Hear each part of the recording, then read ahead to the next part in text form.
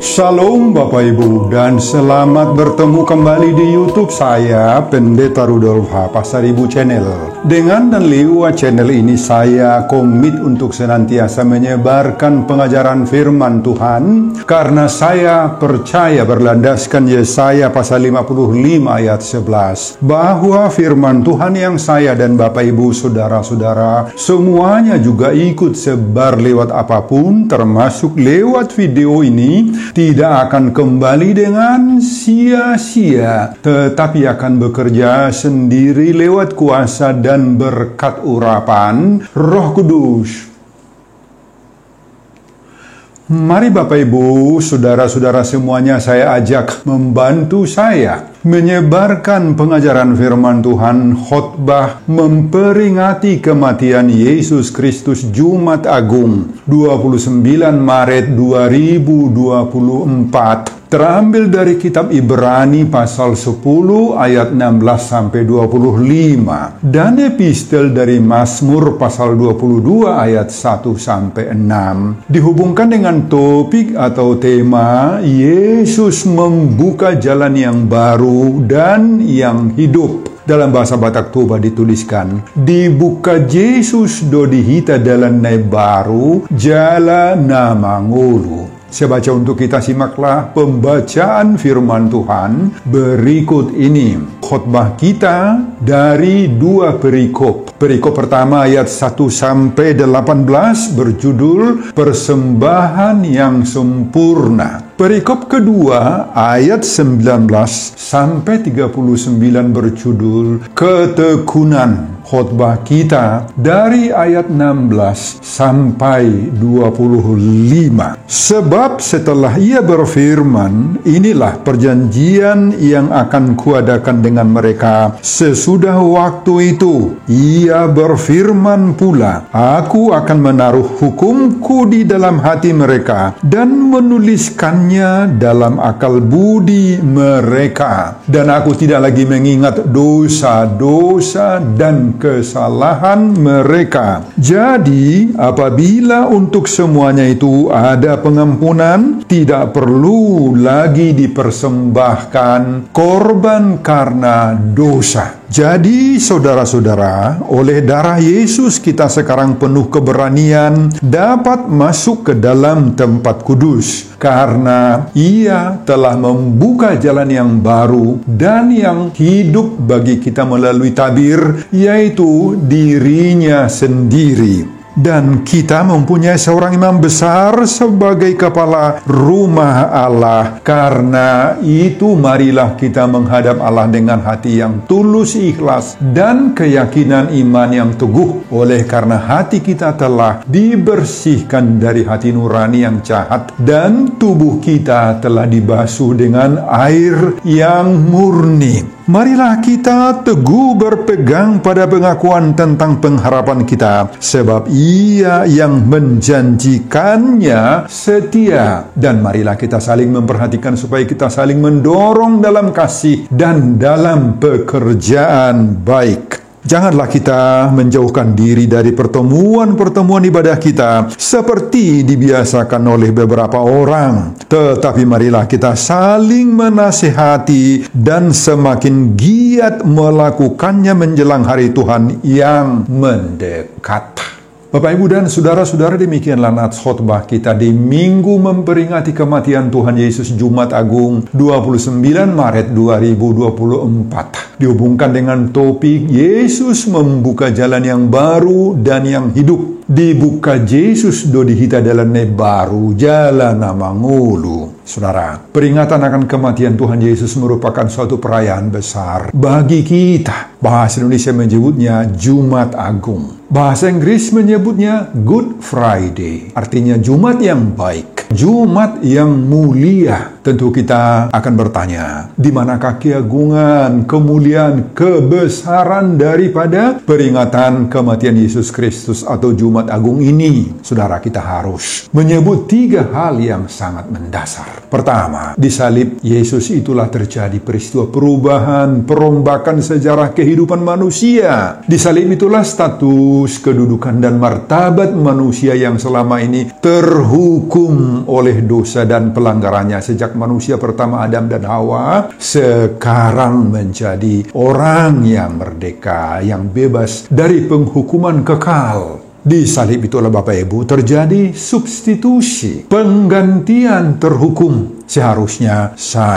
kita manusialah yang harus disalib. Tetapi Yesus menggantikan kita mati di kayu salib itu. Inilah keagungan kemuliaan salib yang harus kita syukuri. Pada salib itulah dasar penentuan dari keselamatan bagi kita. Kedua, di salib itulah dipertaruhkan harga diri, martabat, dan keberadaan atau eksistensi Allah sebagai yang maha kuasa, pargogo nasuhatu dosa. Bayangin Bapak Ibu, karena dosa manusia pertama yakni Adam dan Hawa, kedudukan Allah itu goncang. Iblis mengklaim dirinya lah yang lebih hebat dari Tuhan, yang bisa mengalahkan ciptaan Allah yang paling tinggi martabat dan kedudukannya itu yakni manusia yang tercipta serupa dan segambar dengan Allah, imago Dei. Dengan kemenangan iblis memperdaya manusia ini, maka iblis sudah memproklamasikan bahwa dirinya lah paling berkuasa di dunia ini. Dan sekarang ketika Yesus mati disalib lagi, iblis tertawa untuk kesekian kalinya. Karena apa? Karena iblis berhasil mengalahkan dan menaklukkan Yesus yang selama ini menyebut dirinya Allah itu lewat kematian. Namun meski Yesus mengalami penderitaan, siksaan hingga kematian, tetapi bukan berakhir pada titik mati itu Bapak Ibu. Sebab pada hari yang ketiga sesudah kematiannya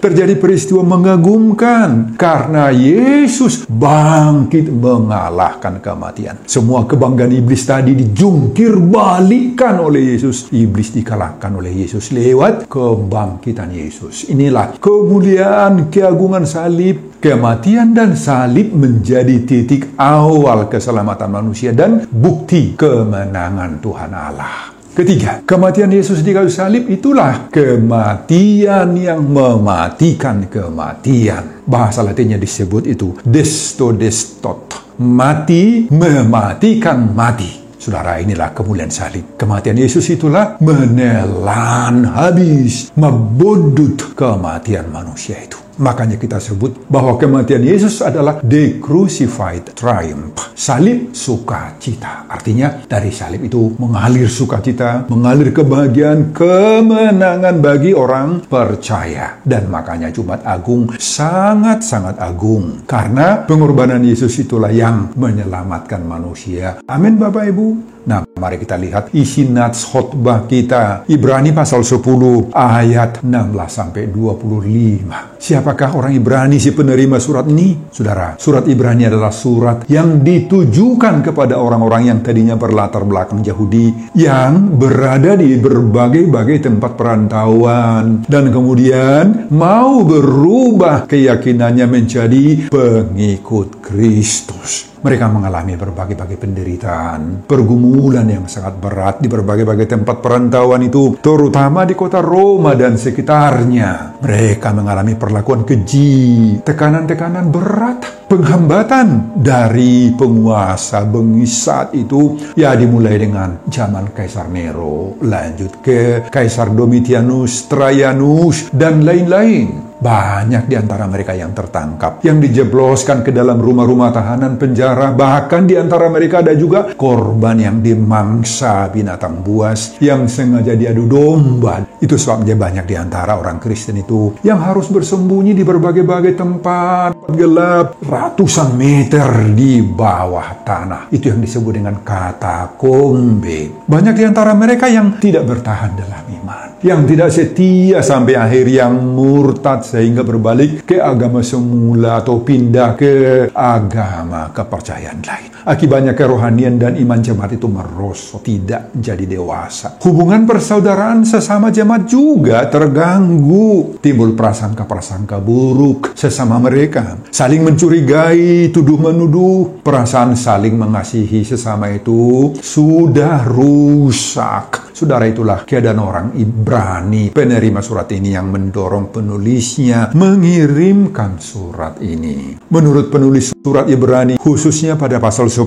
ini, jika dalam perjanjian lama bangsa Israel dilarang masuk ke ruang kudus dan ruang yang maha kudus, hanya para imamlah yang bisa masuk ke ruang kudus, dan hanya imam besar saja yang bisa masuk ke ruang maha kudus, dan itu pun hanya sekali setahun. Nah, sekarang setelah kehadiran Yesus, semuanya sudah berubah secara total. Pada ayat 16 sampai 18, Tuhan sudah menaruh hukumnya dalam hati kita dan menuliskannya dalam akal budi, tidak lagi mengingat dosa-dosa kesalahan. Yesus telah mengampuni kita. Ayat 19-21, Yesus sudah membuka jalan baru dan membuka tabir memasuki persekutuan dengan Allah lewat diri Yesus sendiri. Ia telah membuka jalan masuk kepada Bapa melalui pengorbanan dirinya. Tidak ada lagi pembatas. Tidak perlu lagi memberi korban penghapus dosa. Kenapa? Sebab Yesus sendirilah yang menjadi korban dan sekaligus menjadi imam besar kita. Pada ayat 22 sampai 25, penulis mendorong jemaat melakukan beberapa hal. Dalam ayat 22-23, agar senantiasalah berhubungan dengan Allah dengan hati yang tulus ikhlas dan dengan keyakinan iman yang teguh. Sebab hati kita telah dibersihkan dari kejahatan-kejahatan dan tubuh kita juga sudah dibasuh, dibersihkan dengan air yang murni. Nah, peganglah kekudusan ini dengan teguh. Ayat 24 dan 25, penulis mendorong jemaat hidup saling memperhatikan, saling mengasihi, yang nampak itu dalam pekerjaan baik. Janganlah menjauhkan diri dari pertemuan-pertemuan ibadah kita. Salinglah mengasihi, apalagi dihubungkan dengan hari Tuhan yang semakin dekat. Mari kita semakin giat melakukannya, kata penulis surat Ibrani. Dan inilah juga yang diserukan oleh topik ibadah perayaan Jumat Agung 29 Maret 2024. Yesus membuka jalan yang baru dan yang hidup. Saudara, itulah isi khotbah di ibadah memperingati kematian Tuhan Yesus Jumat Agung 29 Maret 2024. Dihubungkan dengan topik perayaan Jumat Agung, Yesus membuka jalan yang baru dan yang hidup. Apa pokok-pokok renungan kita di saat memperingati hari kematian atau Jumat Agung ini? Pengajaran pertama, mari kita arahkan mata rohani kita tertuju kepada penderitaan Yesus. Itu dulu. Saudara, di saat kita memperingati dan sekaligus merayakan kematian Yesus yang kita sebut Jumat Agung, mari kita arahkan hati, pikiran, bayangan rohani kita sejenak dulu kepada peristiwa Golgota. Rapat akbar yang diselenggarakan orang Yahudi telah berhasil memutuskan dengan dasar suara terbanyak, suara Torah, bahwa Yesus harus dihukum hutang nyawa lewat penyaliban di Bukit Golgota. Bagi Latus, suara mayoritaslah, suara Torah yang lebih kuat, lebih berwibawa, lebih berkuasa dari suara hukum. Saudara, dengan sangat-sangat berat, Yesus menjalani hukuman mati lewat penyaliban. Di Bukit Golgota itulah kedua tangan Yesus dipakukan pada salib. Demikian juga kedua kakinya dipadukan dan dipaku. Nah, demikian juga di atas kepala si majujung daripada Yesus dipakukan mahkota duri, yakni paku-paku yang disusun sedemikian berbentuk mahkota. Oh, mulut bibir kita tidak mampu melukiskan dengan kata-kata betapa pedihnya yang dialami oleh Yesus ini. Tetapi mata rohani, mata hati kita bisa melihat semuanya ini tuh. Yesus pasti meronta-ronta saat semuanya itu terjadi, sambil darahnya tercucur. Suara Yesus pun menjerit, menahan pedihnya tusukan paku di kedua tangan dan kaki. Nah, saudara, sulit sekali menggambarkan penderitaan yang dialami oleh Yesus di kayu salib. Lebih pas kesaksian Uskup Innocentus di abad ke-12 yang mengatakan, karena aku tidak mampu menggambarkan penderitaan Yesus yang sebenarnya itu, lebih baik aku diamkan. Tumago mahupasip, kata Innocentus. Di saat memperingati Jumat Agung ini, Bapak Ibu, mari kita arahkan sejenak pandangan rohani kita kepada Yesus yang di Golgota itu.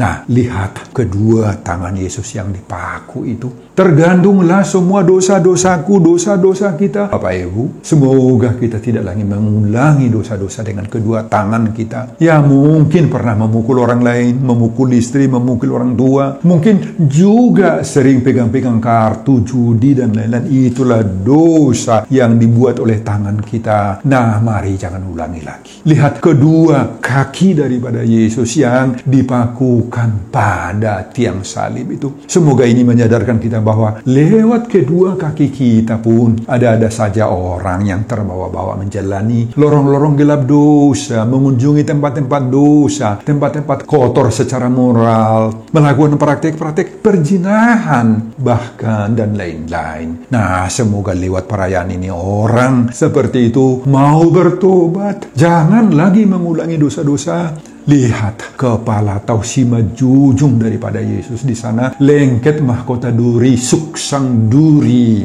Semua dosa-dosa yang berkenaan dengan kepala, pikiran, rasio, akal budi kita, Bapak Ibu, yang jahat selama ini, kalau itu ada, sudah ikut juga tersalib. Maka hentikanlah semua dosa-dosa yang membuat pikiran jahat kita, otak kotor kita terjadi. Munculnya rancangan-rancangan jahat. Oh, hentikan semuanya. Jangan ulang-ulangi lagi itu, Bapak Ibu. Nah, saudara, di saat kita memperingati Jumat Agung ini, kita disadarkan 3 makna rohani yang sangat mendasar dari kematian Yesus. Makna pertama, di salib Yesus itulah terjadi peristiwa perubahan, perombakan sejarah kehidupan manusia. Manusia yang selama ini terhukum oleh dosa sejak Adam dan Hawa, sekarang sudah menjadi orang merdeka, orang bebas. Di salib itulah terjadi substitusi, penggantian. Seharusnya kita Bapak Ibu lah yang disalib. Tetapi Yesus sudah menggantikan kita. Makna kedua, di salib itulah dipertaruhkan harga diri, martabat, dan keberadaan eksistensi Allah sebagai yang maha kuasa. Pargogo nasohatu dosa. Iblis mengklaim dirinya sendirilah yang hebat, lebih hebat dari Tuhan, karena dia bisa mengalahkan ciptaan Allah, yakni manusia yang paling tinggi martabatnya di antara semua ciptaan. Iblis tertawa karena Yesus menyebut dirinya Allah itu mampu dia taklukkan lewat salib. Tetapi setelah peristiwa kebangkitan di hari ketiga, semua kebanggaan iblis tadi itu dijungkir balikkan oleh Yesus. Terbukti Yesus adalah Allah yang maha kuasa.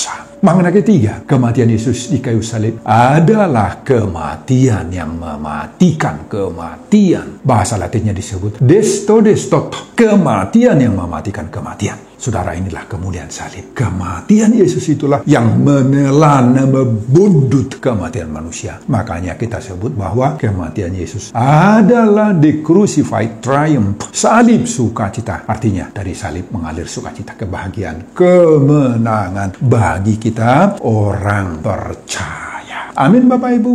Pengajaran yang kedua, jagalah hati, pikiran yang sudah dibersihkan oleh Tuhan itu. Di sana tertulis hukum Tuhan. Saudara, secara medis, hati merupakan organ vital yang multifungsional. Hati itulah yang berfungsi untuk menetralisir, mentawarkan semua racun-racun yang mungkin masuk ke dalam tubuh kita, yang mengatur sirkulasi hormon, mengatur komposisi darah yang mengandung lemak, gula, protein, dan lain-lain. Diatur semua supaya normal, netral. Jadi hati memiliki fungsi yang sangat-sangat penting untuk menjaga kesehatan manusia. Para medis atau dokter selalu menganjurkan agar kita menjaga, memelihara dan merawat hati dengan baik. Misalnya dengan menjaga pola makan yang sehat, minum obat yang khusus, dan bahkan rajin secara rutin berolahraga setiap hari. Saudara, pada ayat 16 khotbah kita, Tuhan sudah menempatkan hukumnya dalam hati dan menuliskannya dalam pikiran, akal budi. Pada ayat 22, hati kita telah dibersihkan dari hati nurani yang jahat, dan tubuh kita juga sudah dibasuh dengan air yang murni. Jadi inilah sekarang menjadi tugas kita, yakni untuk menjaga, merawat, memelihara hati kita ini agar tetap bersih, agar tetap murni, jangan tertular oleh racun-racun jahat. Banyak racun-racun jahat yang membuat kita rusak, kotor, jahat, Bapak Ibu. Membuat kita kehilangan netralitas, kehilangan damai sejahtera, sukacita. sifat-sifat jahat seperti segala macam kepahitan, iri hati, dengki, dendam, amarah, suka berkelahi, dan juga bisa banyak mengancam diri kita. Akibatnya kita mudah sakit hati, mudah patah hati. Kita sangat mudah menanggapi perlakuan orang yang negatif. Kita sangat sensitif sehingga membuat hidup kita menjadi pahit dan mudah traumatis dan sulit mengampuni dan melupakan kekurangan-kekurangan orang. Nah, saudara, hanya dengan kuasa Roh Kuduslah kita bisa menjaga hati kita, menjaga pikiran kita, menjaga rohani kita agar tetap bersih, murni, dan terpelihara dengan baik. Ingat, sekali lagi ingat, Bapak, Ibu, dan saudara-saudara, Tuhan telah membersihkan serta menyucikan hati, pikiran, dan diri kita. Nah, oleh karena itu, jangan lagi kita kotori itu. Tetaplah menjaga diri kita, hati kita, pikiran kita, rohani kita agar tetap bersih, murni, dan terpelihara dengan baik. Amin, Bapak Ibu.